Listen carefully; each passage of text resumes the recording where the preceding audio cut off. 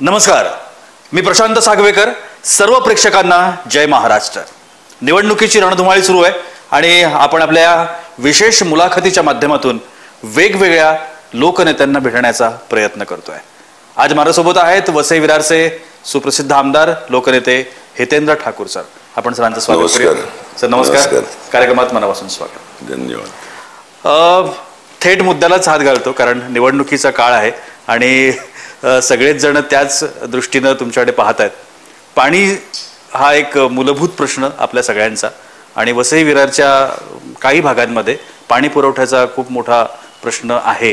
काही भागामध्ये जर पाईपलाईन गेली नसेल तरच. मी ज्यावेळी 90ला आमदार झाला त्यावेळी 6 MLD म्हणजे 60 लाख लिटर पाणी वसई तालुक्याला मिळत होतं. जगामध्ये सगळ्यात जास्त पॉप्युलेशन असलेलं व म्हणजे पॉप्युलेशन ग्रोथ असलेला आमचा परिसर आहे. कितीही सुविधा केल्या तरी 2-4 वर्षात कमी पडतात. त्यानंतर आम्ही एक 20 MLD 2 कोटी लिटरची स्कीम केली उसगाव. त्यानंतर एक 100 MLD म्हणजे 10 कोटी लिटर. म्हणजे तुम्ही एक लक्षात घ्या, 60 लाख लिटरवरून परत ॲडिशनल 2 कोटी, परत 100 MLD म्हणजे 10 कोटी लिटर, परत 100 MLD 10 कोटी लिटर, बरोबर आहे. आणि आत्ता 185 MLD म्हणजे 100, 200, 300, 400 जवळपास 450 MLD. म्हणजे एवढा पाणी 1 MLD म्हणजे 10 लाख लिटर एवढा पाणी पुरवतो. त्याच्यामुळे आता पाण्याची स्थिती ही अतिशय चांगली आहे. पण काही ठिकाणी पाईपलाईन नाही गेले, तुम्ही म्हणतायत त्याप्रमाणे तिकडे लवकरच पाईपलाईन पडेल. बऱ्याच लोकांनी अर्ज केले नाही. जे नगरपालिकेत ऑफिशियल पैसे भरायचे आहेत तेवढे पैसे भरून अर्ज करा, आम्हाला भेटावं कोणी. जर काय अडचण आली, सगळ्यांची कामं, कित्येक जणांची कामं कित्येक जण भेटले आली, तो प्रश्न राहणार नाही. वसई विरारचा जो सगळा भाग आहे हा रॅपिडली डेव्हलप होणारा भाग आहे, जो गेल्या 10-15 वर्षांचा जर आपण काळ बघितला तर सगळा फार मोठी स्पीड आहे या भागाला. रेल्वे हा एक फार मोठा प्रश्न आहे ट्रॅव्हलिंगचा. इथली सातत्यानं अपडाऊन करणारी जी लोक, पाणी, रेल्वे, इलेक्ट्रिसिटी हे तालुक्यातले महत्वाचे प्रश्न आहेत. त्यात मी सांगितलं तर 400-450 कोटी MLD पाणी ऑलरेडी वसईमध्ये देतात. आम्ही 165 कोटी एक वाढीव धरणाकरता महानगरपालिकेच्या माध्यमात आमची बॉडी असताना भरलेली आहे. त्याचबरोबर आमच्या इकडे वसई तालुक्यात लहान धरण आहेत 2. तर ते दोन्ही धरणाकरता आम्ही पैसे म्हणजे भविष्यात पण एक 200-300 MLD पाणी म्हणजे आता हे पाणी कमी पडलं तर ते होईल. रेल्वेचं सांगायचं झालं तर आमचे खासदार असताना बळीराम जाधव 9 ते 14 त्यावेळी आमची विरारपर्यंत असलेली उपनगरी रेल्वे किंवा लोकल ही डहाणूपर्यंत नेली. त्यांच्या काळामध्ये 58 कोटी खर्च करून आदिवासी विभागाचा विकास व्हावा म्हणून डहाणू ते नाशिक रेल्वे म्हणजे जव्हार मार्गे, तर त्यामुळे संपूर्ण त्या विभागाचा विकास होईल या हिशोबाने ते आपण सर्वे करून घेतलेल्या खासदारांनी.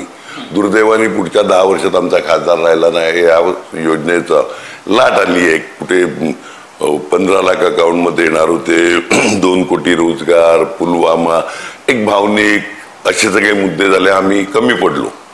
खासदार निवडून आला, आणखीन या योजनेवर पाठपुरावा झाला नाही.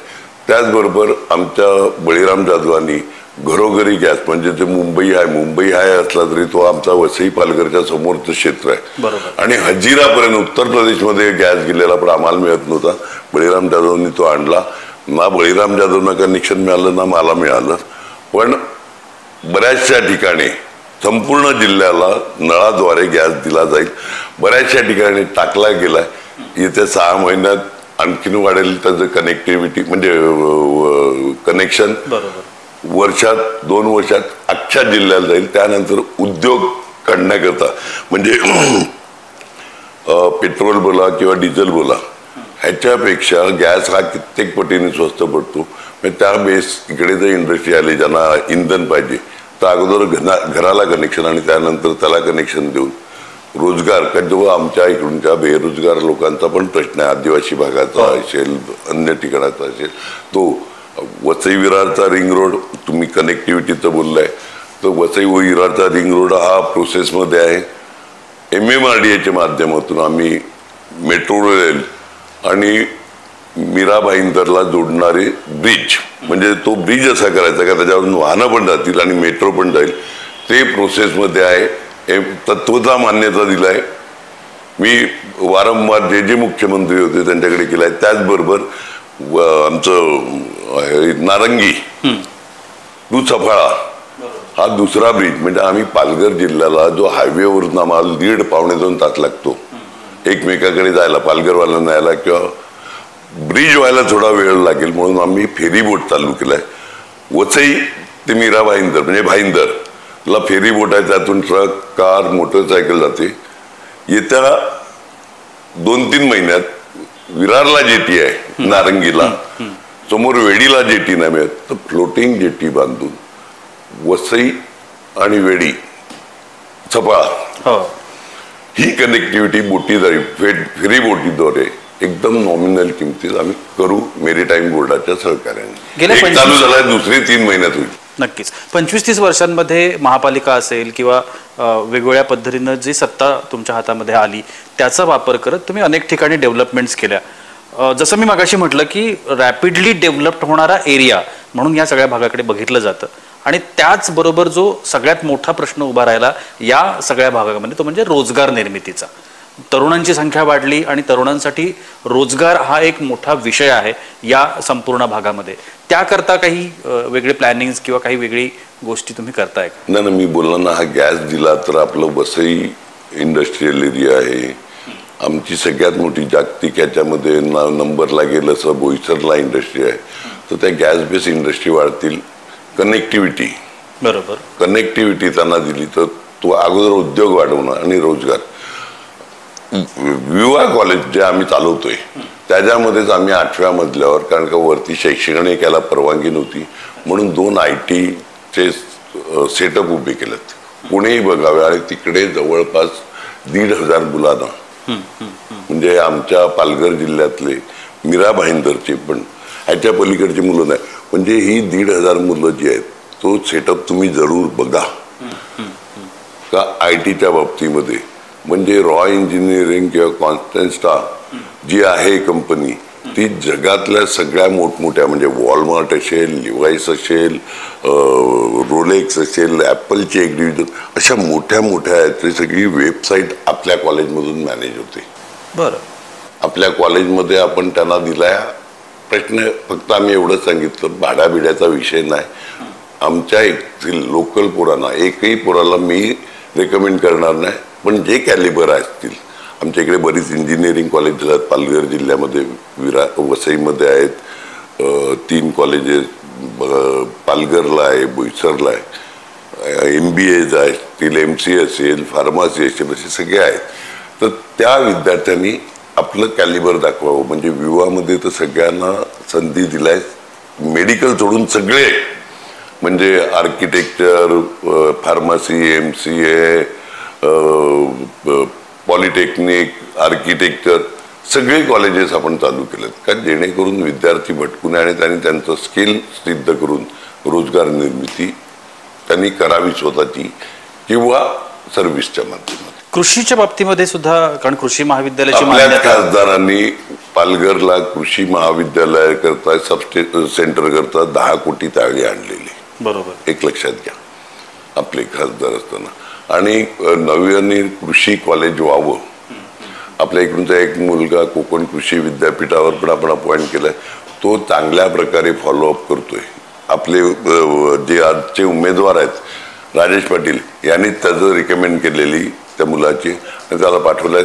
मध्ये कृषी तज्ज्ञ सगळे जे डॉक्टर वगैरे आहेत ते पालघरला आम्ही पालघरचा विरारला मेळावा घेतलेला जीवदानी मंदिरच्या पायथ्याला. आणि त्याचबरोबर त्या कॉलेजला आता थोडं काही डिपार्टमेंट मधून हलायचं आहे, पण कृषी कॉलेज हे लवकरच पालघरला होईल. आरोग्याच्या बाबतीमध्ये सर, कारण काय होतं बऱ्याच वेळेला आरोग्याच्या बाबतीमध्ये वसईवर अख्ख्या जिल्ह्याचा बऱ्यापैकी लोड पडतो. आमच्या इकडे जवळपास 1000वर डिलिव्हरी महिन्याला करतात. आत्ताच एक आचोळा सोपारा येथे 200 बेड 2.5 लाख फूट अशा हॉस्पिटलचं काम लवकरच त्याचं आम्ही भूमिपूजन करू आणि त्याच्या माध्यमातून जिल्ह्याला बऱ्यापैकी सेवा देऊ. कोविडमध्ये आम्ही चांगलं सेवा दिली लोकांना. औषधं म्हणजे ते टोसिलोझुंब असेल, रेमडेसिवीर असेल किंवा अन्य जी औषधं होती ती उपलब्ध करून देण्याचा प्रयत्न. जेवणाचा प्रश्न म्हणजे एक माणूस उपवासी राहू नये अशी आमची भूमिका होती. साईबाबा ट्रस्ट असेल, आमची जीवदानी ट्रस्ट असेल, आमचं विवाह कॉलेज असेल, ह्या तिघांनी मिळून जीवदानीच्या पायथ्याला जेवण करून आम्ही सगळ्या ठिकाणी वाटलं. आज आहेत ती सेंटर चांगली सेवा देतात. लवकरच आचोळ्याचं ते होईल. त्याचबरोबर हायवेला खानिवड्याच्या इकडे म्हणजे पालघर आणि वसईच्या बॉर्डरवर एक गव्हर्नमेंटच्या माध्यमातून हॉस्पिटल आणि तसाच प्रयत्न पुढे म्हणजे हायवेला झाल्यावर एक लोकांची कनेक्टिव्हिटी म्हणजे अगदी टोकाला आहे पालघरच्या साईडला. म्हणजे हायवेच्या आजूबाजूला असलेले खास करून आदिवासी बेल्टमधले हे त्याची सेवा उपलब्ध होईल त्यांना. आणि त्याचबरोबर माझा प्रयत्न आहे का पालघर डहाणूच्या मध्ये म्हणजे आज आमच्या इकडूनच्या वलसाडला असेल, वापीला असेल, सेलवासाला असेल, म्हणजे त्या आदिवासी पट्ट्यातली लोक न्यायला लागतात. तर ते आम्ही आमच्या जिल्ह्यात सोय कशी होईल. परत जिल्हा पालघरमध्ये एक 200 बेडेड हॉस्पिटल प्रोसेसमध्ये. निश्चितपणानं वसई विरार हा जसं मी मगाशी पण म्हटलं की फार रॅपिडली डेव्हलप होणारा भाग आहे आणि त्याची सत्ता ही बवियाकडे गेल्या अनेक वर्षांपासून आहे. जी प्रगती आपण आज काही बघतोय ही बहुजन विकास आघाडीच्या माध्यमातून हितेंद्र ठाकूर साहेब आणि त्यांच्या सगळ्या टीमनं केलेली आहे. मात्र भविष्यामध्ये अजून खूप मोठ्या अपेक्षा वाढलेल्या आहेत आणि त्या वाढलेल्या अपेक्षांकडे मी थोडासा वेगळा प्रश्न. आपण आतापर्यंत डेव्हलपमेंटबद्दल बोललो, मात्र आत्ताची काही राज्यातली राजकीय स्थिती आहे ती पाहता या संपूर्ण भागामध्ये बहुजन विकास आघाडीचा स्टँड हा खूप महत्त्वाचा ठरेल अशा पद्धतीचं चित्र आहे. काय प्लॅनिंग आहे किंवा काय डोक्यामध्ये आहे, कसं होणार आहे पुढच्या भागामध्ये आणि बहुजन विकास आघाडी कोणासोबत असेल असं वाटतं? नाही, बहुजन विकास आघाडी ही जनतेसोबत असते. आम्ही कोणाचं मंगळसूत्र घातलेलं नाही. आमच्या जिल्ह्याचा विकास करण्याकरता आम्ही सरकारला पक्षाला पाठिंबा देत नाही. बरोबर आहे. तर आत्तापर्यंत म्हणजे माझा 90 पासून आजपर्यंत रेकॉर्ड बघितला तुम्ही. पहिला मी काँग्रेसच्या तिकिटावर निवडून आलेला, मध्ये काही घटना घडल्या, स्वतःचा पक्ष स्थापन केला 95, 99, 2004, 9 आज 19 शेवटची इलेक्शन झाली. 90 पासून आजपर्यंत दिलाय ते सर्व धर्मीय मतं, मुस्लिम असतील, कॅथलिक असतील, बौद्ध असतील, शीख असतील, जैन असतील, हिंदू असतील, कोणताही धर्म तुम्ही बोला. म्हणजे माझी स्वतःची जात बौद्ध, जनरली जातीवर राजकारण चालते, माझी जातीतील लोक मतं फार कमी आहेत. अशा परिस्थितीत 90 पासून मला निवडून देतात. क्षितिज ठाकूरला निवडून दिलं 3 वेळा. राजेश पाटील त्या म्हणजे बोईसर मतदारसंघातून 3दा आमचा आमदार झाला. हे लोकांचं प्रेम आहे. त्याच्यामुळे आम्ही आमच्या लोकांच्या कामाकरता हे करतो. आणि सगळ्यात महत्त्वाचं आमचा सपोर्ट जे सर्व समाजाला न्याय देईल. जातीवाद्यांबरोबर आम्ही कधीही नव्हतो, नसणार आहे, ठामपणे सांगतो. आणखीन एक मला इन्सिडेंट आठवतो, ज्यावेळेला मविया स्थापन झाली त्याच्या आधी तुम्ही शिवसेना भाजप युती सोबत होता काही काळ. माझा कुठेही रायटिंग मध्ये सपोर्ट दाखवावा. माझा शिवसेना बीजेपी हे बघा, तुम्हाला एकच सांगतो याच्यामध्ये महत्वाचं. 2014ची इलेक्शन सेना आणि बीजेपी मध्ये फूट पडलेली, म्हणजे वेगळे लढले. 287 जागेवर महाराष्ट्रात हे वेगळे लढले, एकमेकाच्या उरावर बसले शिवसेना आणि बीजेपी. फक्त वसई 228 मतदारसंघ एक असा होता का शिवसेना ज्या उमेदवाराला सपोर्ट केलेला त्याला लिखित नाव सांगतो विनोद तावडे साहेबांनी. बीजेपीचा पाठिंबा माझ्या विरोधामध्ये शिवसेनेला. मग मला काय कळलंच नाही. 287 ठिकाणी तुम्ही एकमेकाच्या विरुद्ध लढतात, पण माझ्यावर यांचं एवढं प्रेम का माझ्या विरोधकाला म्हणजे खास तडजोड दिली मला पाडण्याकरता. ह्यांच्याबरोबर मी जाऊ कसं, हा मला उत्तर द्या ना पहिली गोष्ट. मग एकमेव मतदारसंघ का जिकडे तुम्ही युती करून लढतायत. त्यामुळे माझा विषय नाही, माझ्या डोक्यात नाही, कधी जाणार नाही. आणि वेगवेगळ्या संस्कृती या सगळ्या लोकांना एकत्र नेणारे जे असतील त्यांच्याबरोबर आम्ही राहू आणि त्याचबरोबर एकत्र नेणारे आणि त्याचबरोबर आमच्या जिल्ह्यावर लक्ष देणारे. काय होईल असं वाटतं लोकसभेच्या बाबतीमध्ये, कारण तुम्ही खूप सिनियर आहात आणि गेल्या अनेक वर्षांपासून राजकीय क्षेत्रामध्ये तुम्ही केलेलं काम हे अखंड महाराष्ट्रानं बघितलंय. आत्ताच्या या स्थितीमध्ये जो काही सगळा एक वेगळं चित्र निर्माण होतंय त्यात काय होईल असं वाटतं? काही खरं नाही मिळत एवढंच सांगतो. आताचं खरं नाही मिळत. बोलायच्या गोष्टी असतात 400 पार वगैरे, विषयच नाही, फार अडचणीचा आहे. आमचा सपोर्ट लागणार आणि आमच्या जिल्ह्याचा विकास होणार. मी साधं सांगतो, त्या वाढवण बंदराबद्दल आज बोलतात आम्ही कॅन्सल करू. आपल्या राज्याचे मुख्यमंत्री माननीय उद्धव ठाकरे साहेबच होते ना. पर्यावरण मंत्री त्यांचे सुपुत्र आदित्य ठाकरेच होते. पर्यावरणाच्या नावावर तुम्ही कॅन्सल का नाही केलं? मुख्यमंत्री म्हणून तुम्ही कॅन्सल का नाही केलं? तुमचेच उद्योगमंत्री बोलत होते का वाढवण बंदर झाल्यावर इतके, म्हणजे सुभाष देसाई माननीय यांनी सांगितलेलं का इतके 1000 कोटी, आणि आज तुम्ही तिकडे विरोधाला येतात. तुम्ही मुख्यमंत्री असताना तुमचा सुपुत्र पर्यावरण मंत्री असताना काय केलं तुम्ही? मग आज बोललेलं उद्याला विसरणं ही सवय यांची आहे. उद्याला हे बीजेपी बरोबर परत गेलं ना तुम्ही आश्चर्य वाटून घेऊ नका. आज हे काय नाही लुटूपिटूची लढाई लढतायत, उद्याला बघा काय बोलते ते. विकासाच्या दृष्टिकोनातून तुम्ही आता खूप महत्वाचा विषय काढला. मला आदिवासींकडे जायचं आहे, कारण आदिवासींचे अनेक प्रश्न, या जो सगळा पट्टा आहे आपला पालघर, वसई, विरार, मोखाडा, अगदीच वाडा, तर त्यांचे जे प्रश्न आहेत, प्रलंबित प्रश्न आहेत, त्यांची प्रलंबित प्रश्न, त्याच्यामध्ये प्रलंबित प्रश्नामध्ये सगळ्यात महत्वाचं अख्ख्या जिल्ह्याला पाणी पुरवठा करणारा ठाणा आणि पालघर, आमचा जुना पालघर जिल्हा, ठाणे जिल्ह्यातून मुंबईला पाणी दिलं जाते. सगळ्या ठिकाणी पाणी दिलं जाते. आमचा त्याला विरोध नाही. आमचा विरोध आहे जिकडे धरणं आहेत तिकडे पाणी दिला पाहिजे. म्हणजे आदिवासी समाजामध्ये मॅक्झिमम तो प्रश्न आहे. पिण्याच्या पाण्याकरता त्यांना पायपीट करायला लागते. रोजगार म्हणूनच ती रेल्वेचा जो आम्ही सर्वे करून घेतलेला आमच्या खासदाराच्या काळात, त्याचा पाठपुरावा जर दुसऱ्या काळात केला असता, एक नाशिकपर्यंत रेल्वे, तर संपूर्ण भागाचा शेवटी दळणवळण चांगलं असलं, कनेक्टिव्हिटी चांगली असली तर उद्योग तिकडे जातात. आज तिकडे एक उद्योग जात नाही. म्हणजे तिकडे रोजगार हमी हाच एक व्यवसायाचा भाग, नोकरी नावाची वस्तू नाही. शासनामध्ये 2 कोटी नोकऱ्या देणार होते, त्या काय कोणाला मिळाल्या नाही. का आदिवासी मंडळी हे त्या आमच्या मच्छीमार समाजाबरोबर तिकडे बोटीवर राबत असतात.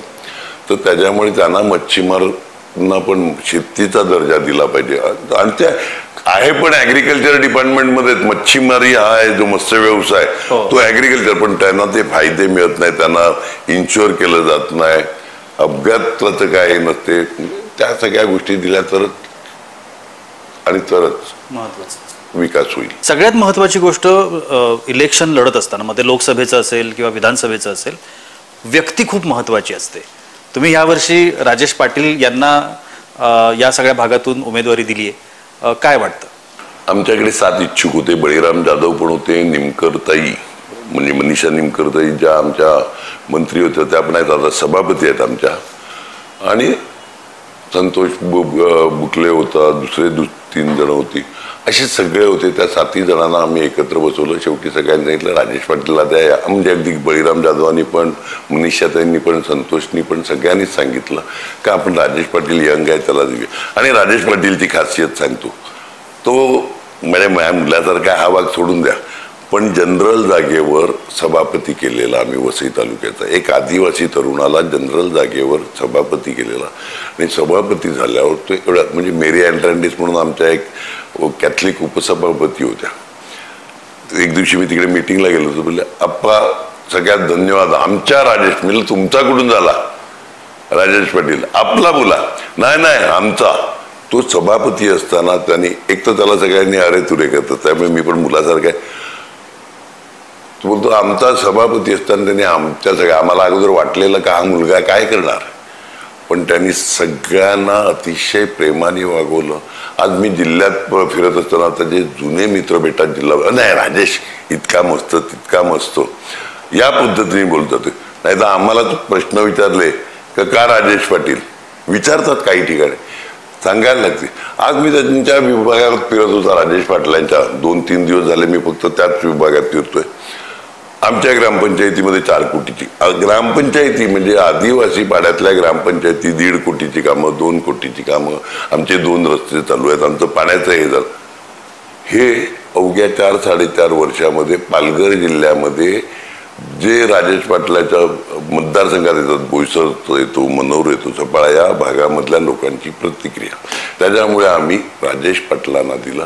आणि मला खात्री आहे अतिशय मनमिळावू जिल्हा बँकेवर काम केलंय, ग्रामपंचायतीमध्ये काम, पंचायत समिती, जिल्हा परिषद, आमदार, आदिवासी सेवा संघामध्ये महाराष्ट्राचा उपाध्यक्ष आहे. म्हणजे वेगवेगळ्या ठिकाणी काम करून वेगवेगळे मित्र जोडणं हे त्याला अतिशय चांगल्या प्रकारे एक चांगला करून दिलेला आहे.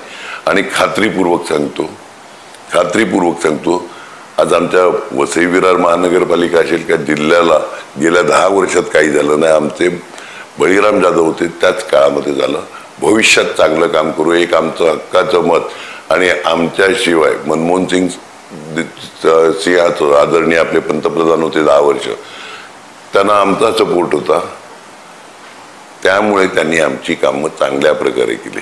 इकडे नंतर 2 झालेले खासदार फक्त बोटं वर करत होते, आम्ही बोलत होते, आम्ही फिरत होतो, त्यामुळे आमची कामं. जाता जाता शेवटचा प्रश्न, अगदी थोडक्यात उत्तर. भावनिक राजकारण आणि विकासाचं राजकारण अशा 2 राजकारण्यांच्या स्तरांवरती निवडणुका नेहमी लढल्या जातात.